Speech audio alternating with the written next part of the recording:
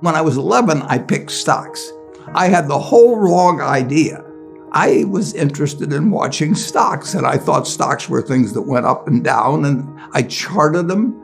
I read books on technical analysis. I read Edwards and McGee. I think that was the classic then. Hundreds and hundreds of pages.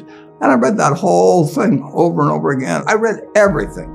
And I thought the first 8 years, I thought the important thing was to predict what a stock would do and predict the stock market. And then I read Ben Graham, when I was 19 or 20. And I realized that I was doing it exactly the wrong way, but it didn't hurt that I had that background and everything. And I rejiggered my mind, and when I read the book, The Intelligent Investor, and from that point, I never bought another stock. I bought businesses that happened to be publicly traded, but I became an owner of a business, and I did not care whether a stock went up or down the next day or the next week or the next month or the next year, and I didn't have any idea what it would do. I didn't know what the stock market would do, but I knew businesses.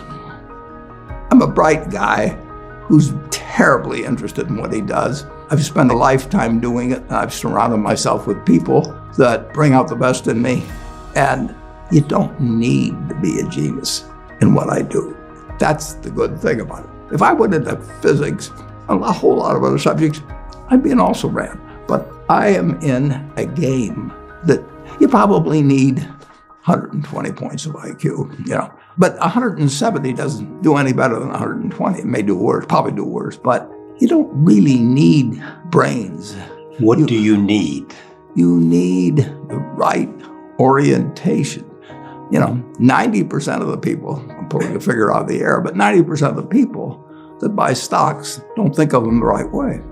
They think about something that they hope goes up next week. And they think about the market as something they hope goes up. And if it's down, they feel worse. I feel better. And you think about? I think about what the company's going to be worth 10 or 20 years from now. And I hope it goes down when I buy it, because I'll buy more. I try to keep my competitive spirit in a game where I can win. I do know this. When I want to do something, I always want to do it big. I put my whole net worth in City Service Preferred, $114.75. And I've never, since that day, in March 11th, 1942, I have never had less than 80% of my money in American business. You can call them stocks. Or equities. But I see them as American business. I've owned a piece of American business, at least 80% at all times. I don't want to own anything else. I want to own a home and things my family wants and all that. But owning 5 homes doesn't mean anything to me, because I'm going to be happy in one home, and there's a certain amount of things that go wrong with everything. And if I got 2 homes, I know I've got more problems and I don't have more happiness. What brings you the happiness? What makes me happiest is what I'm doing. I enjoy 2 things about it. One, I know I'll win over time. That doesn't mean I'll beat everybody else or anything like that. But I'm in a game that's very, very, very easy if you have the right lessons in your mind about what you're buying. I'm not buying stocks. I'm buying pieces of overwhelmingly American business. And I'm happy when I'm doing it. I'm happier when stocks are going down, because I can buy more of them with the same amount of money. I'd be happy if I was a farmer. I'd want farmland to go down so I could buy more acreage. It just makes sense. I'll tell you the second thing I really like. I like being trusted by people. I would rather do what I do with partners than do it sitting in a room myself, even though I might make more money that way. Let's pretend there is no stock market.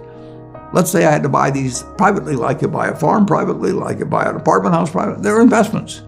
So you're looking to say, what can I do with money I've saved to put it away so I feel good about getting it back later under any circumstances, but not necessarily on a given moment. But if I have a farm, it's going to take me a while. But people would be so much better if they actually didn't have a stock market in terms of buying businesses. The United States economy, and it's very easy to look at the statistics on it. I mean, more people, a greater percentage of the American population is wealthy now, or having more income now than they've ever had. And if you look at whether Bank of America will give you their average deposit, I mean, you just look at the wealth. The That doesn't mean everybody's wealthy, but it does mean relative to any other period of time. I mean, people have more money now. They get mortgages at lower rates than they've ever gotten. So if they want to buy a house or something, right today, you live in an environment where the bottom 2% in terms of income in the United States, the bottom 5%, and for sure the top 1%, all live better than John D. Rockefeller was living when I was 6 years old. John D. Rockefeller was the richest man in the world. And today, you can get better medicine, better education, better entertainment, better transportation. You can do everything better than he could. It's astounding. That's in my lifetime. If he wanted to watch a football game, he still had to go there. And I can sit there with this big screen, and they keep showing me the replay, so that explaining to me what happened and everything. And maybe everybody doesn't have a screen as big as mine, but damn near everybody has a screen or an iPhone or a computer or access to one. And they have access. When I was born, the dentist didn't use Novocaine. So there has been progress, obviously. Oh, And nowhere more than in the United States. there's no country that's done what our country's done. If you go back 3 of my lifetimes, you're looking at less than 1% of the world's population, closer to half of 1%, are sitting in this land.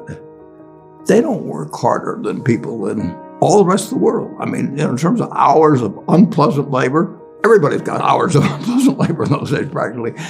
They don't come laden with gold and, they are half of 1%. And they work the same hours, they got the same IQs. They may be a little self-selected in terms of enterprise, in terms of going across oceans and things.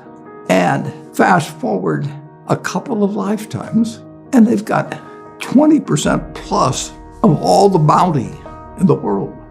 I mean, that is something that has worked like nothing. Just imagine that.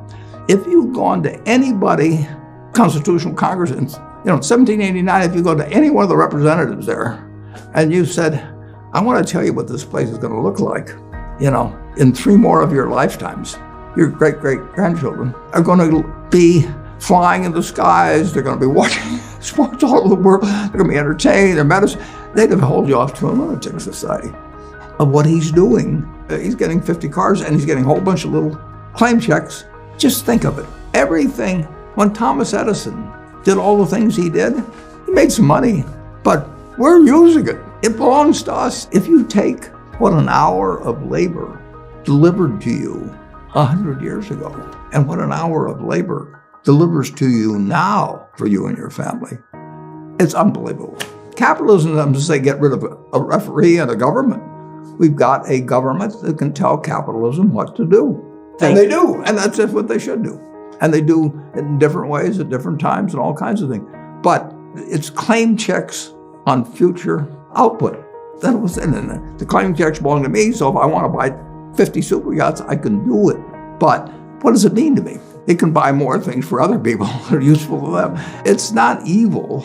The federal government is the boss in the end. And they shouldn't screw up capitalism, and capitalism shouldn't screw up the federal government. It's very simple. It's evolving, always.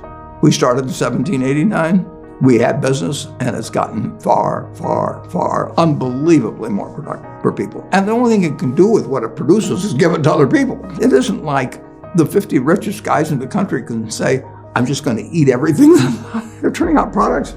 iPhone that I have, which I'm probably the least capable guy in the world of working with it, but it makes life better.